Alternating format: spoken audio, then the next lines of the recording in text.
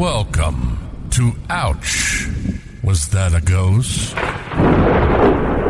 This podcast may contain graphic material, which some listeners may find disturbing. Listener discretion is advised. Help me. Now that we covered that, here's your host, Liss. We'll do Massachusetts cryptids, okay? All right, okay. Massachusetts, known for Lizzie Borden, the Salem witch trials, the Boston Tea Party, and not using our R's. It's also a home. Using our arms. I was like, I don't know what to do with my hands. No, everyone says that we don't use our R's. You don't. I think that there's a few words you've caught me on when I say stairs fast without saying it, or card. The other day. What? I was like doing the fucking laundry or something. It's something stupid. And a word popped in my head, and I swore I heard it in your voice with your accent and everything. And I got such a chuckle out of it, and I don't remember what it was. But it's also home to quite a few cryptids. We have thunderbirds, which have been reported all over North America, not just in Massachusetts. The story goes that these huge birds flap their wings. What? Flap their wings? And I'm the one drinking. I know. And thunder is a result of this. Like, they're that strong. And they're said to zap lightning out of their eyes. And water is said to fall off their body, making rain. Which, I mean, that could just be something to understand the weather, explain it. The legend from Cryptid Wiki goes that native tribes all across North America, especially along the Pacific coast and the Great Lake areas, have stories depicting enormous birds of prey. Some stories told that these birds were so large and powerful that when they flapped their wings, thunder was created, and lightning flashed out of their eyes, and water fell off their backs, which is basically what I just said, creating rain. Okay, so that's the equivalency of thunder is just God bowling. The angels are crying. Which didn't explain the lightning. They're out of Thunderbird's eyes. Okay. Oh, you know All what right, it was? The lightning was when the balls hit the pins, I think, or when they got a strike. Wasn't it something like that? Oh, I don't know. I just heard bowling. I'm just assuming they didn't get a gutter ball. I don't know. I didn't ask questions. But there were also stories that the Thunderbird was someone who battled an enormous killer whale, and they destroyed a bunch of the land, knocking down trees. Some huge rocks are known as thunderstones. They're said to be the eggs of the creatures, according to some legends. Interesting. I didn't know that. That's pretty much it. I suck. I didn't do a lot. I didn't finish my research. Well, what I thought I was really surprised when you said Thunderbirds, to be honest. I've always associated Thunderbirds more so with the West, Native American lore, that kind of stuff, like more of the Midwest to Western regions. I haven't really considered it to be much of an Eastern thing, but oh my gosh, I am talking very intelligent for somebody who's fucked up right now. My big words come out when I'm drinking, which doesn't make any sense. I need a little one of the monocles. I've been looking at the tarot cards. A pentagram, monocle, whatever. Well, tarot cards is the pinnacle. So I guess I need a monocle. There we go. Like Mr. Peanut.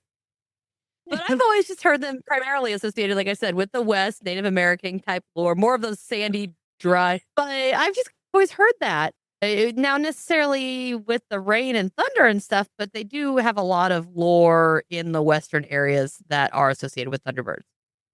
Which could also be, oh my gosh, I swear I bring this up every time I'm on with you. What the fuck is this? California. Woo! California Condors. Yeah, I knew you were going to say that. I feel like we've had this conversation like 3 times. Yeah, anything that flies and is large. But they do have a Twilight Zone. They do have like totem poles and stuff that have pictures like depicted Thunderbirds. And I know that there was a picture I was trying to find. It said that there was a newspaper article with someone that captured one and they took pictures in front of it. But when you look up online, everyone that you find is like a fake one. So I don't know if that's just a story that got told. Bill down the street found this Thunderbird and him and his friends.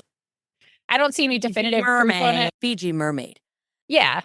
Malibu's Most Wanted is on Tubi right now, and I am dying. Oh my god, I love them. Have you seen it?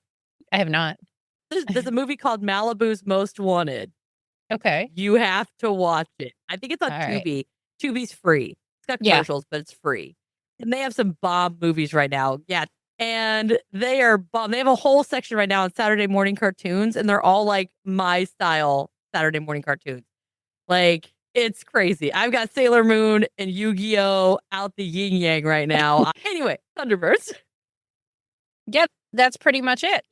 So my question would be, aside from needing a, okay, hold on. I guess this is what comes first, the chicken or the egg. Do you think that the Thunderbird lore that you're talking about was they needed an explanation for the storms and they came up with the giant bird? Or do you think that way back in the day, it was a California Condor or some other type of very large bird that they just so happened to see in the sky, and then they associated it with bad weather? It could have been the association, and then there may have been something like your condor that you like to bring up. It may have been something like that. Condor, man. But I know that there was an instance in the 70s where a police officer saw it. I think he was in Easton. It was somewhere like in the Bridgewater Triangle. And I guess he shot at it and the thing disappeared. There are reputable people that, not saying that only a police officer is reputable, but it's not like Joe Schmo. It's someone that's going to get some sort of, they're going to get made fun of when they go back to the station, basically, for saying it. I feel like and the body. I think I brought up the California Condor. I think we did have a situation. There was a police officer that saw something. So maybe they were all in cahoots. The bird is said to be about 4 to 8 feet in height and about 10 to 20 feet in length, wingspan. That's virtually a baby pterodactyl. That's another theory, that maybe it was like a leftover or a descendant or a hybrid of a pterodactyl that somehow. All right, here's my thing with the pterodactyl. The pterodactyl. Granted, we have recently learned that dinosaurs essentially did have feathers. Prior to that, we thought that I'm thinking like the Aerodactyl from like Pokemon. I'm not a Pokemon person. I'm sorry, I don't know the references. I'm such a nerd. Anyway, it's essentially your normal pterodactyl. It's got more of a membrane of wingspan and not feathers. It's more like a bat type, very large, more of a crest on its head kind of situation, long beak kind of thing. Very dinosaur-esque bat, essentially. But, and that's where I'm going, how could that be confused with a large bird if it doesn't have wings? But I guess if you're seeing anything in the sky, you just assume it's all a bird. True. Or what if it is a dinosaur and we just didn't think it was a dinosaur because at the time we didn't have that correlation of dinosaur and feather? Riddle me that, Batman. But from that far away, could you see its feathers if it's up high? But if it's in the sky, you just associate bird and flying. So up there, you wouldn't notice that it has feathers. But if you're seeing it down on the ground, these are primarily saying that they're up in the sky, right? I'm guessing they probably saw birds, any type of bird, take off, or at least close enough to the ground that they could tell that it had feathers. So even if they saw it flying or soaring or gliding, whatever, up high, they probably just assumed it has feathers and assumed it was a bird. There's also a Pokemon that's supposed to be based off a Thunderbird. Oh my gosh. I am such a fucking geek. Hot and nerdy. Zapdos. That's what I was thinking of. Zapdos. It said it has a wingspan far greater than any other known species. Some accounts, this is on Paranormal Fandom Wiki, liken it to a giant eagle or condor, per Natasha.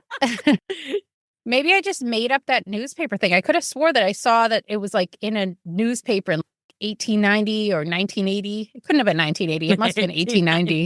1890 or 1980. You know, they were just recycled together. Same thing. Dyslexic you ass. Don't worry. Did I tell you about my dyslexic person? No. Okay. For your listeners out there, I am very much so an empath, right? So anybody who's around me, I pick up on whatever problems they have. Sometimes it's a blessing, sometimes it's a curse. More often it's a curse. I started talking to this friend of mine, and 6 months later, I'm like, what the is my problem? Why the hell can I not? I was mixing up numbers. I was mixing up letters. I couldn't read. I was like, what is going on with me? I'm having all these problems. And I kept flip-flopping everything around. They were all mixed together. 6 months into knowing this person and being side by side with them this entire time, they informed me they're dyslexic. Oh, wow. That's insane. This whole time I was like, why? I would jumble up my letters while I was talking. Everything was jumbled up. When I was writing, I would write things backwards or like mix letters around. And I would transpose numbers, even though like I knew what I was doing. And I've never had that problem before. I'm going to find out my friend was just dyslexic. And pass it along to you. Yep. Not I cool. wish I could pass things on. Okay, anyway, California Condor. Wait, Thunderbird. So, as you say, crapped, cryptid, or on the fence? Crap. To me, I believe it because pretty much anything that Native Americans, I feel like they have weird explanations for things. You think it's just a bird? Okay, here's my thing. Aside from the California Condor, because I'm obsessed There we with go. it, apparently. You really are. I only talk about it with you. I don't get it. It doesn't come up any Sure other you time. do. It's just you. You always talk about poop on dogs' tails. And Okay. you always talk about California condors. That seems to be our topic of conversation. So East Coast wise, I don't think it's the right environment for a California condor. There we go. We're axing the condor. Okay, good. All right. But if your only explanation is I need a way to explain this thunder and lightning and rain. So if your only explanation for this creature is that it causes these meteorological events, then it doesn't make sense. Oh, sorry. It's total crap. Because all you're doing is trying to come up with an explanation and you're just thinking up with the sky, the rain comes from the sky, thunder and lightning, and you just need an out. I just feel like that alone, it could be explained with a big bird. We're in Massachusetts, Melissa. I think it was like in Rhode Island. Snally! Feathers! It was in the sky! Oh, so you think it's Snally's cousin? Maybe it was Snally's second cousin, twice removed baby mama. I love how I go with this redneck Snally. It's got a beer hat, you know, with the little straws that come down. It did like that vat of alcohol. It did. That's what did it in. So there you go. There you go. Yeah. I just feel like if the story happened more west, I would say cryptid. It's all over the U.S. It's not just in Massachusetts. Oh, okay. So it's saying Thunderbird as a whole, not just Thunderbird in Massachusetts. Each individual Native American tribe has their own lore about the birds. So like here, it's the Wampanoag and the Algonquin that have them like recorded. But I'm sure your way has different. Does the California Condor migrate? Might. What if it's flying through Massachusetts? It's just like For the summer? Like, the only bird that I got is caw. Back to the freaking condor. How did I know? This wasn't going to be on for long. Oh my God. All right. The next cryptid, which is not, what does it say? Not a California condor. Okay. The Dover demon. Oh, definitely not a California Condor. I'm going to start writing that on all my notes. Underline. Not a California condor. Okay. It'll be a sea serpent, not a California Condor. So on April 21st, 1977. That's his birthday. Oh, is it? Yeah. Happy birthday, Natasha's mom. At about 10:30 p.m. in Dover, Massachusetts, 17-year-old William Bartlett was driving down Farm Street when he saw this small humanoid figure that was, quote, about 4 feet tall with glowing orange eyes and no nose or mouth in a watermelon-shaped head. The body of the creature was described as having these long, spindly limbs with long, thin fingers, black. And this one was like kind of half rock walls that are on the side of some streets. Yeah. It looks like stones stacked up. Yeah. So it was climbing up the side of that and along the top. And then later that night, another teen, a 15-year-old John Baxter, was walking down the street, heading home to his house from his girlfriend's.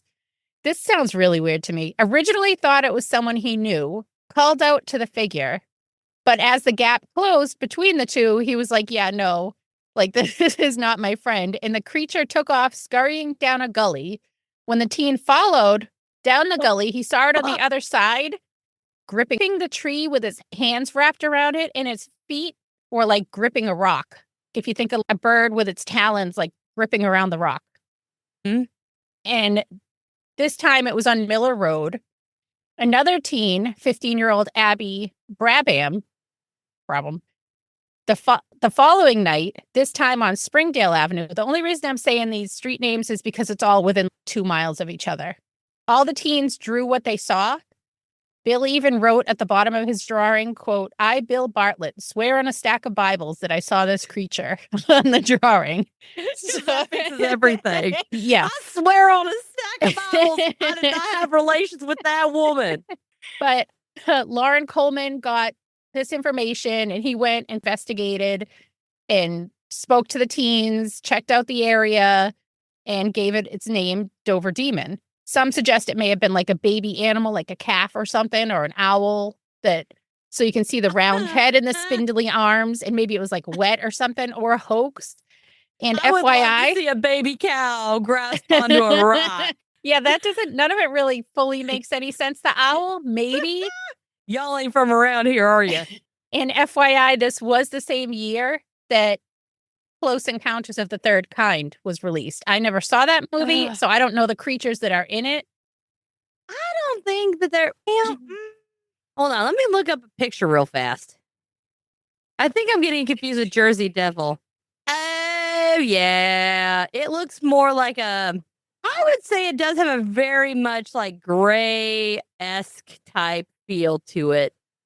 That's another thing, gray alien, that some people have said that it might have been. Now, it is crawling on all fours as opposed to being bipedal. But it is was holding up bipedal a at some tree. points. Yes.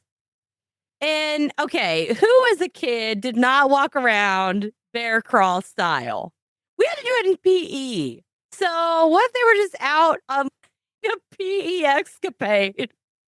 All right, everyone, we're going to bear crawl 100 yards. And What, the gray kid from down the street? I would just say, we're just the aliens' playground. Oh, so you're saying it's an alien that was On bear the table. crawling? Yeah. What if it's just on, I don't know, what would be a reason it's on all fours? Maybe he had a really rough night and it's just really drunk. And he's just like, oh my God, I can't stand up. I'm just going to crawl. He's doing isn't there a pub crawl? He's doing a pub crawl. Now, the only thing that I can say, it does have a very similar body to, actually, ironically, similar almost to, remember whenever I told you that I had that weird dream and I wasn't sure if I was abducted or not? Yeah. Okay. The body on this thing, aside from being short and not like super tall, it did have these long fingers. And now it doesn't say that it's got the big bulbous eyes like the grays. And from the depictions of it, it doesn't appear to have the big eyes like the grays. But the body, on the other hand, does. What? Oh, woo! Okay. Hold on to your britches, y'all. All right. What if the reason its head looks funny is because it was wearing a helmet? And that's why the eyes weren't so big? Or what if the grays are the helmet and that's why their eyes are so big so they could see? What about that? One of the kids did say it had glowing, I think it was orange eyes, and then one, I think it was green eyes. So I keep seeing pictures with orange and red eyes. Maybe it was orange and red. I'm sorry. It might have been. I don't know. Yellows. It was two different colors. Yellows. Here's a couple yellows too.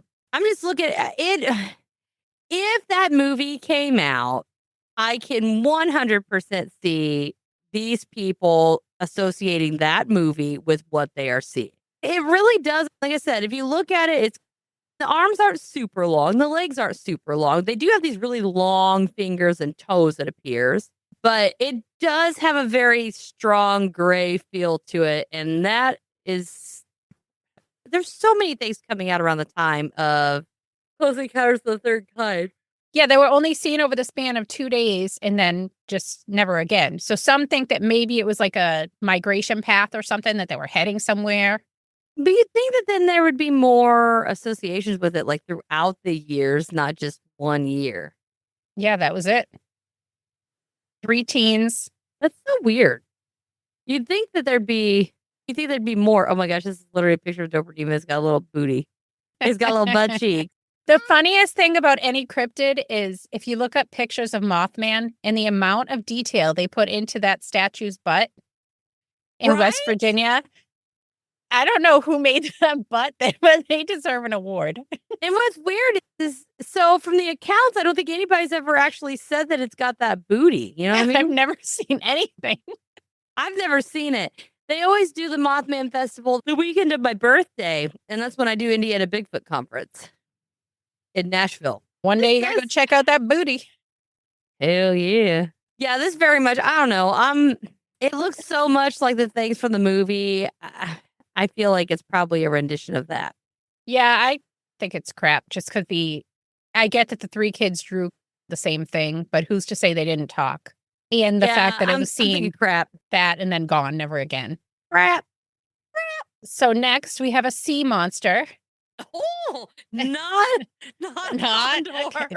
Good. I didn't even have to say it. So this is the Gloucester sea monster, reportedly seen off the coast of Gloucester and Cape Ann from what? What? I wrote from with a group. Yep. I speak. There was a group of sightings in 1817. Some say the creature was lurking in the area in the 1600s because there are some accounts that go back that far, but it's pretty much mostly in the 1817s that it was seen.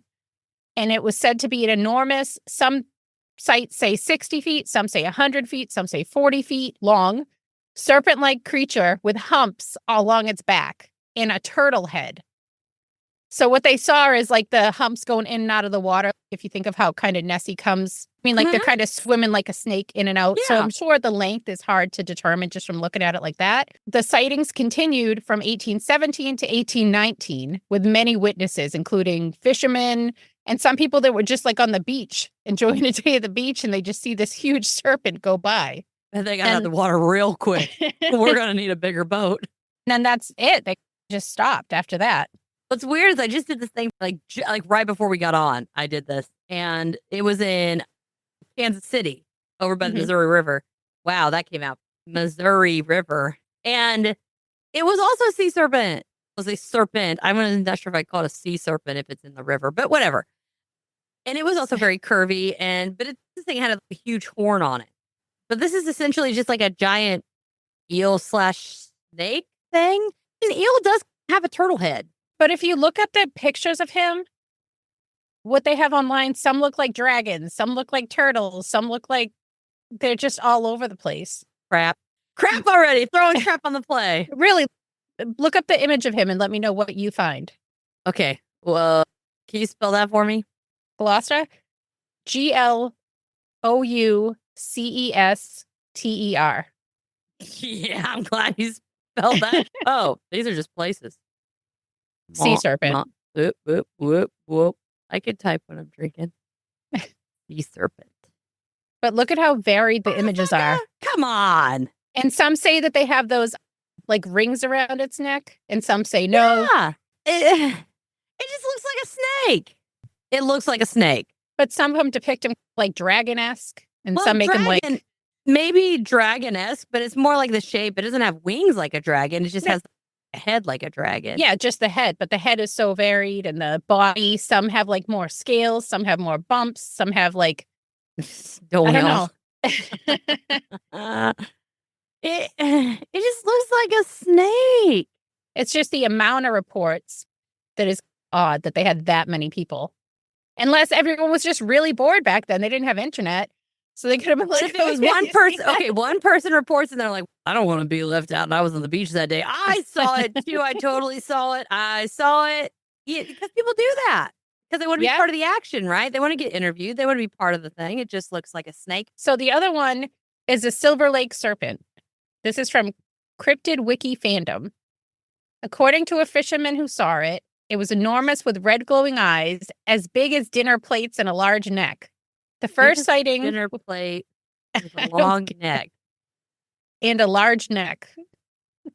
Oh, so the glowing eyes, the eyes were as big as dinner plates and a large neck. Okay. I'm not even drinking and I'm fucking toast. So the first sighting was on Friday the 13th of 1855 when 4 men and 2 boys were in a boat fishing during nighttime. Okay. Suddenly, 'cause that makes legitimate sighting. I My can see God. the 4 grown men out there drinking and fishing, but 2 boys is okay.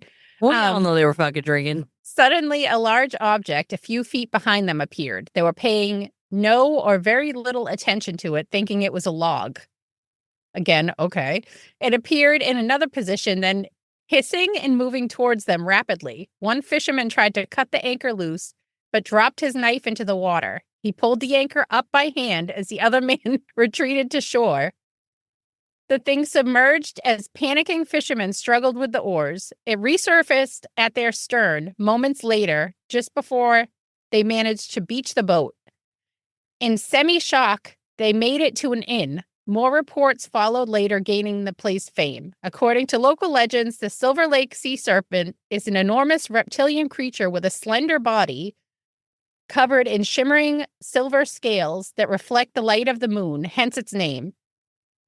Witnesses often describe it as being lengthy, with some claiming it to be as long as a bus or even longer. Its sleek and graceful movements through the water are said to be mesmerizing, captivating anyone fortunate enough to catch a glimpse of it. Some people say it has like glistening blue eyes that, as it said in here, to possess an ancient wisdom, while others say it has a crown-like crest on its head. There's no like actual evidence to it ever in the existing, dark. and they were probably drinking. But there's been many reports over the years from fishermen, tourists, which again, tourists are probably like, oh yeah, I went to the lake where this thing was found. Guess what I saw? Yeah. Have you ever been in a group as a child and they're telling spooky stories around the campfire and then all of a sudden everything sounds like a monster? Yep. I'm thinking it's kind of like that.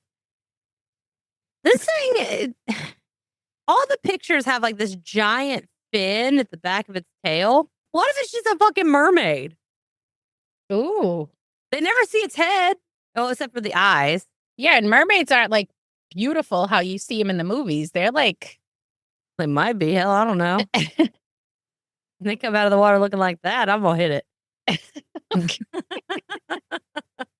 Maybe oh, it has a a fin casserole. covering it. I just, with there not being any good descriptions of it during the day, we all know those. You don't take 4 kids out on the boat and you ain't having a few dozen beers. Or moonshine, and then you're really seeing Yeah. giant snakes. Yeah, I wish I was seeing giant snakes with some moonshine. Gosh, here you go. Get it, girl. I'm gonna call crap. I have a really hard time with okay, out in the sea, I am 100% down. Megalodon, Organism 46B, the Kraken, all of that. I am 100% down with those kind of monsters because that is a vast amount of water. Mhm. Anything can hide down there. We have no idea what's down there. Not the slightest clue. But these little like lakes and rivers, I just have a hard time believing that it's legit. You know what I mean? Especially for there not being, if it's a small lake. Silver kinda like Lake's Loch pretty Ness. big. It has parts where it goes down. There's like shallow parts, but there's parts that go down like 80, 90 feet.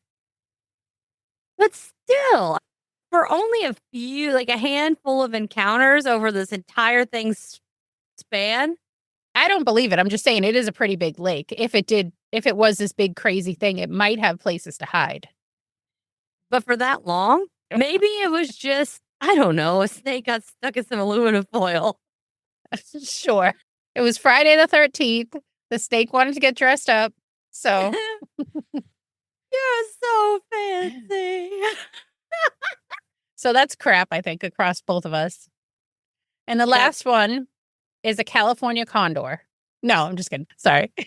Okay. Sorry. Okay. I'm good. So I saved the best for last. Oh, the Puckwood, condor. Got it. or little wild man of the woods that vanishes.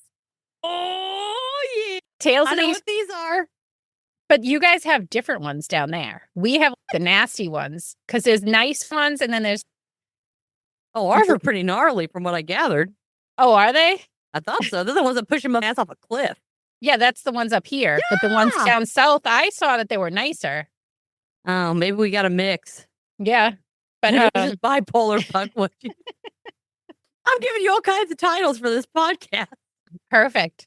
Tales of these creatures are deeply rooted in Native American folklore, with encounters still being reported today. These small, hairy, or quilled humanoids are said to be around 2 to 4 feet tall, described as bipedal, and troll-like. They're said to have very large noses, like too big for their face, large ears, long fingers, their skin sometimes being described as gray.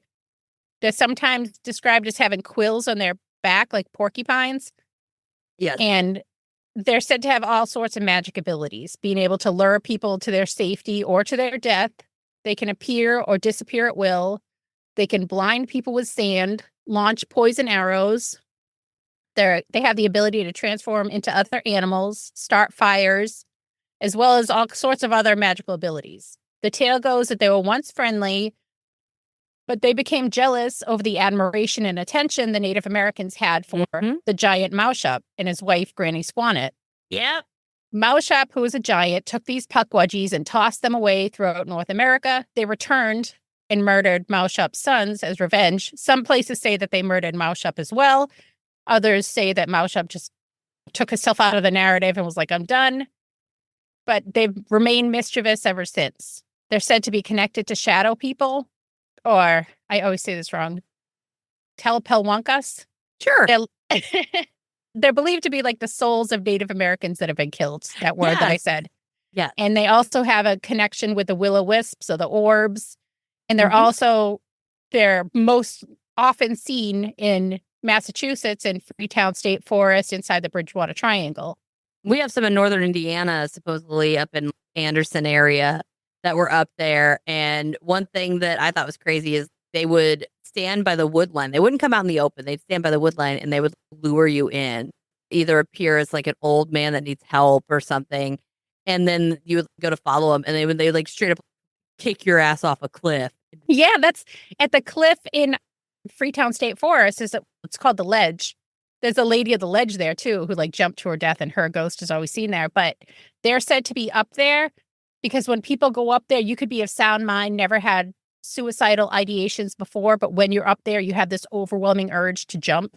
Like they're said to be able to lure you into different areas to forever or to take your own life.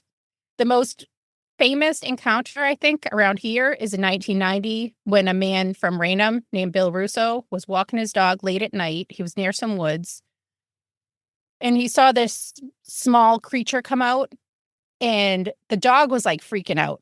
And it was a pretty big dog. And he was trying to lure him into the woods, it looked like almost. Like he didn't approach Bill. He just wanted him to come. And he kept hearing, "He wants you here." And eventually Bill went home and he was thinking, he wants a Fu Manchu. He was like, maybe he was trying to speak English. So he came to the conclusion that he thinks that he was saying, "We want you. Come here. Come here." Ooh, yeah. But he said to look like almost like an old man, but a child at the same time. Like pot-bellied, naked. I don't know. The smelly.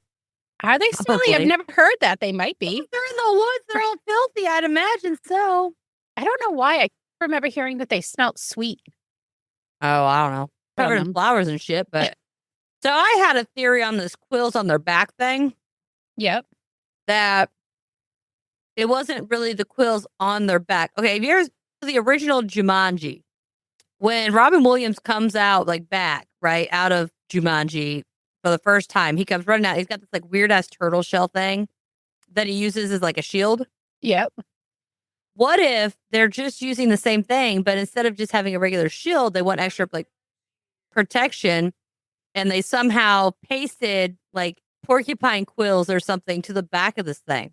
So you think he put it on himself as protection? Yeah. What if they took like a turtle shell and put all these quills on it, and then they wear it on their back like the guy, like Robin from Jumanji, and that way it's just protection. And then if they need to hide, they just duck down, and it just looks like a porcupine. He could, but he can also just disappear if he feels like it. That's true. I guess they could do that. I just think the funniest thing here is in Freetown, the police put up Pukwudgie crossing signs. Nuh-uh. Yep. Okay, that is awesome. And they send out occasionally on social media, like, beware the Pukwudgie. Is that for real, or are they just fucking around? Look it up. It really is. Look up the Pukwudgie crossing sign. I'll look this shit up. Hold on, guys. Pukwudgie crossing sign. Oh, my word. That's awesome. That's a pretty legit Pukwudgie, too. They all look very different if you look online, but they all have a lot of similarities, too. And I know that it did become a lot more well-known after, I don't know what book, it was one of the Harry Potter books, like one of her off, you know what I mean? Yeah. Not the ones that like everyone knows from the movies, but she has a whole nother set. But they were mentioned in there. I think Pukwudgies could happen. I'm down for them 100%. I'm down with the Pukwudgie. Down with the Pukwudgie. It's not a California Condor. Oh, my goodness. Yeah, I'd say I'm definitely down with the Pukwudgie. But yeah, that's all I got. Oh, There's my a lot goodness. more. That was awesome. I know Bigfoot is spotted a lot in the Bridgewater Triangle, and they have the red-headed hitchhiker on Route 44. There's a lot of UFO stuff. There's a lot of weird stuff that happens around here, but I think these are probably the most well-known cryptids. Yeah, I feel like everywhere you go, there's just constant river monsters. I tried not to include any, but it's just, I'm definitely down with the Pukwudgie. Yeah, I don't know. Some of them I just, not to mention, I feel like to have so many different variations of different cryptids or animals or creatures or whatever you want to call it across like the whole country is very hard to believe, because you're not going to have the same creatures in all of these different environments, because you're adapted to whatever environment you're in. And if they vary so much across the country, I don't see how they could be in all of the places. Yeah, but birds can travel climate-wise. And like to avoid the California Condor. Oh, no, I'm just saying thunderbirds, because they could come here when it's warmer and take off when it's colder, as a lot of birds do over here. But it doesn't really get that cold in the West, does it? No, but maybe they just want to come here for vacation. I don't see the benefit, but maybe birdie vacation. They want to get away. Maybe they just laid all their eggs they're hatching. They're like, fuck it. I got to get away from you psychos.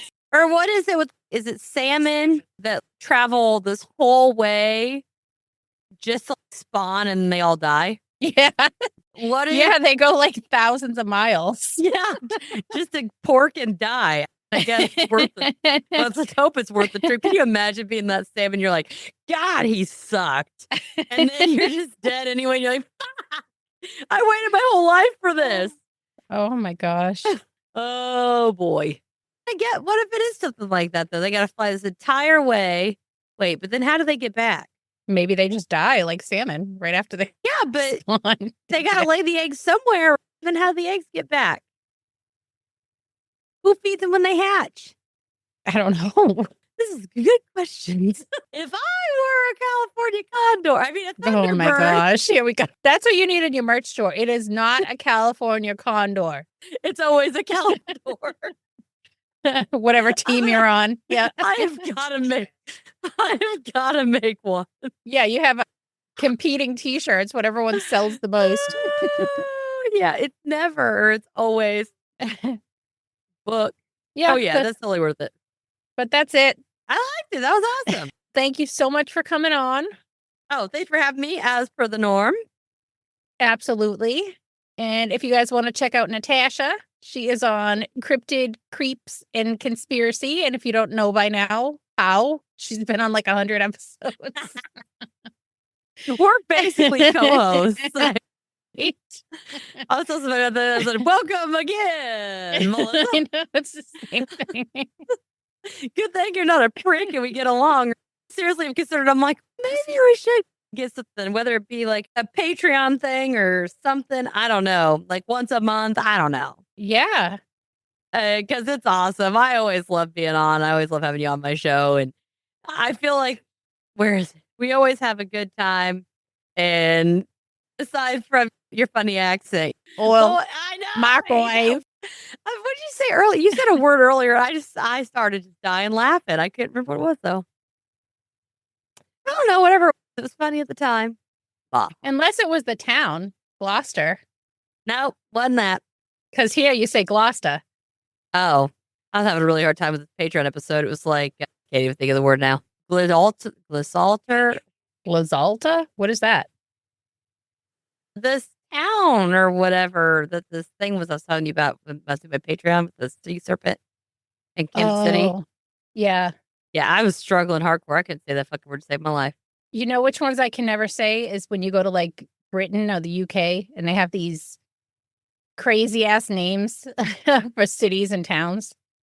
Yeah, and you never know if it's Shire or Sheer. Yeah. And you get ripped to shreds in the comments. Like, Yeah. sorry. I watched 2 YouTube videos. I had someone tell me, so I forgot about the comments on Spotify till you brought them up last time. So I went in there and looked, and I had some. This guy was like, too much fluff. Like, I too am fluffy. So me and my podcast get along great. Try really hard not to be too fluffy. Listen, you're not going to be everyone's cup of tea. So don't try to be. Just be yourself. We do it to have fun. And I have fun doing the podcast. It's a stress reliever for me, and I enjoy it. So if you don't like it, click to the next. Go to find another one. One guy for the Icelandic elf sex episode Oh my gosh. Yeah. put, I bet the tourist trades Skyrocket. skyrocket in Iceland. Right? Oh my gosh. That one is so funny. We gotta go. We gotta go there, Melissa. Yes. I want to get lost in some elves. Oh my gosh. I want to go to the elf school. Oh, dude, me too. There's so many different things that are just awesome. I did that with Lee on the Patreon. We did the Icelandic sex selves because I heard it on yours. And I was like, that is so funny.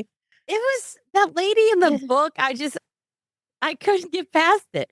I can't imagine being her kid. Thank She was you so for proud of it, listening. too. All right. Well, If thank you you everybody need for more listening. Bye. content or just want to help support the podcast, head on over to patreon.com and search Ouch, Was That a Ghost? If you need some snazzy merch, you can find it at crowdmade.com by searching Ouch, Was That a Ghost? If you have a story you'd like to share, you can email it to ouchwasthataghost@yahoo.com. You can also find us on Facebook and all the other social media platforms under Ouch, Was That a Ghost? Help me. All links can also be found on ouchwasthataghost.com.